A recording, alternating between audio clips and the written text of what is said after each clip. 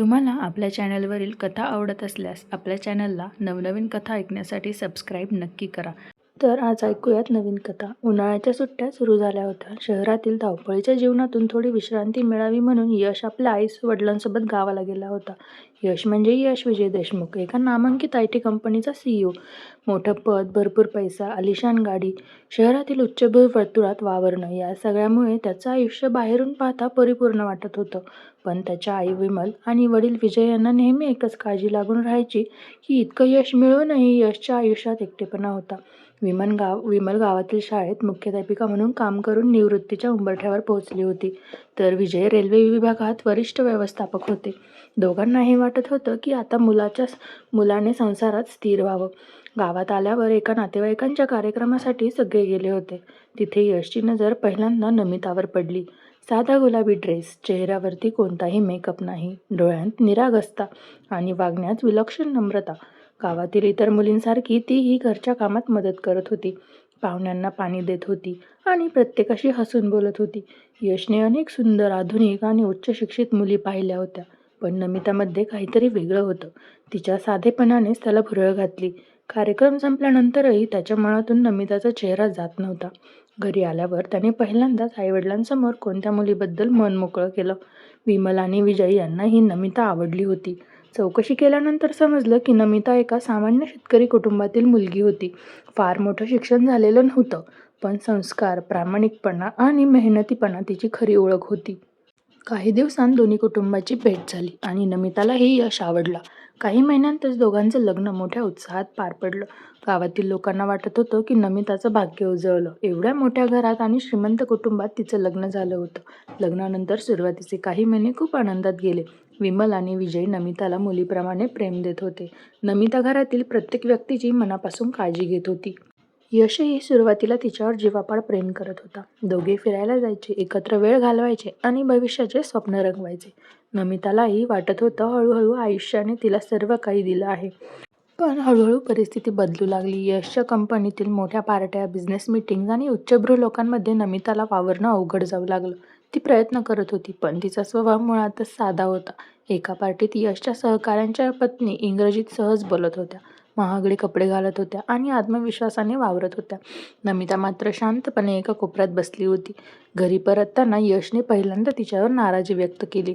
तू थोडं बदलायला पाहिजेस. अशा प्रकारे लोकांमध्ये राहिलीस तर माझी इमेज खराब होईल, तो म्हणाला. नमिताला ते ऐकून वाईट वाटलं, पण तिने ते मनावर घेतलं नाही. तिने स्वतःला बदलण्याचा प्रयत्न सुरू केला. इंग्रजी शिकण्यासाठी व्हिडिओ पाहू लागली, नवीन गोष्टी समजून घेण्याचा प्रयत्न करू लागली. पण यशच्या अपेक्षा दिवसेंदिवस वाढतच गेल्या. आता तो तिच्या बोलण्यावर, कपड्यांवर, चालण्यावर, अगदी हसण्यावरही टीका करू लागला. तुला काहीच येत नाही, तू गावंढळ आहेस, माझ्या स्टँडर्डची नाहीस, अशी वाक्य त्याच्या तोंडून सहज बाहेर पडू लागली. नमिता प्रत्येक वेळी शांत राहायची, कारण तिला वाटायचं की प्रेमाने आणि संयमाने सर्व गोष्टी ठीक होईल. पण यशच्या मनावर शहरातील झगमटाचा इतका प्रभाव पडत होता की त्याला नमिताचे गुण दिसेनासे झाले. त्याला फक्त तिच्या कमतरता दिसू लागल्या. विमल आणि विजय हे सगळं पाहत होते. त्यांना अनेकदा यशला समजावलं, माणसाची किंमत त्याच्या कपड्यांनी किंवा इंग्रजीने ठरत नाही. नमिता खूप चांगली मुलगी आहे, विमल म्हणायची. विजयही त्याला समजावायचे, आज तू जिथे आहेस तिथे पोचायला मेहनत लागली, तसं तिलाही वेळ दे, तिच्यावर प्रेम कर. पण यश ऐकायच्या मनस्थितीत नव्हता. त्याला वाटत होतं की त्याचे आईवडील नेहमी नमिताचीच बाजू घेतात. घरातील वातावरण हळूहळू तणावपूर्वक होऊ लागलं. नमिता कितीही प्रयत्न करत असली तरी यश समाधानी नव्हता. एके दिवशी कंपनीच्या मोठ्या कार्यक्रमात नमिताकडून इंग्रजी बोलताना चूक झाली. कार्यक्रम संपल्यावर सर्वांसमोर यशने तिचा अपमान केला. त्या दिवशी पहिल्यांदा नमिताच्या डोळ्यातून अश्रू वाहू लागले. घरी आल्यानंतर विमलने तिच्या जवळ घेतलं आणि धीर दिला, पण नमिताच्या मनात खोल जखम झाली होती. पुढील काही महिन्यांत भांडण वाढतच गेली. यश आता घरात कमी वेळ घालवू लागला. कामाच्या नावाखाली उशिरा घरी येऊ लागला. नमिता त्याच्याशी बोलण्याचा प्रयत्न करायची, पण तो तिलाच टाळायचा. अखेर एक दिवस आला. यशने थेट घटस्फोटाचा विषय काढला. त्याचं बोलणं ऐकून घरात शांतता पसरली. विमल आणि विजय यांना धक्का बसला.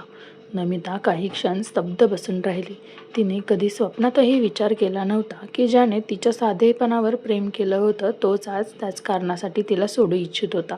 पुढील काही आठवडे समजुतीत गेले. विमल आणि विजय यांनी यशला वारंवार समजावलं, त्याला त्याची चूक दाखवून दिली, पण तो आपल्या निर्णयावर ठाम राहिला. शेवटी कोर्टात घटस्फोटाची प्रक्रिया सुरू झाली. त्या दिवशी नमिता शांतपणे आपलं सामान आवरत होती. विमलच्या डोळ्यात अश्रू होते. विजय निराश नजरेने सर्व पाहत होते. नमिताने दोघांच्या पायावरती डोकं टेकवलं. तुम्ही मला मुलीसारखं प्रेम दिलंत, हे मी कधीच विसरणार नाही, ती एवढंच म्हणाली. यश मात्र दूर उभा राहून हे सर्व पाहत होता. नमिता घराबाहेर पडली. तिच्या हातात एक छोटी बॅग होती आणि डोळ्यात असंख्य स्वप्नांचे तुकडे. पण आश्चर्याची गोष्ट म्हणजे तिच्या चेहऱ्यावर पराभव नव्हता. तिच्या नजरेत काहीतरी वेगळीच चमक होती, जणू ती मनात एखादा मोठा निर्धार करून निघाली होती. घराच्या गेटवर जाताना तिनं एकदा मागे वळून पाहिलं आणि स्वतःशीच हळूच पुटपुटली, आज ज्यांनी मला कमी समजलंय, एक दिवस त्यांनाच माझी खरी किंमत कळेल. त्या शब्दांचा अर्थ तेव्हा कोणालाच समजला नाही, पण काही महिन्यानंतर याच निर्धारामुळे यशचं संपूर्ण आयुष्य बदलून जाणार होतं. तर यशच्या आयुष्यात काय बदल होतात हे बघण्यासाठी भाग 2 नक्की बघा. कथा आवडल्यास कथेला लाईक आणि शेअर करायला विसरू नका. तसेच कमेंट करायला विसरू नका. धन्यवाद.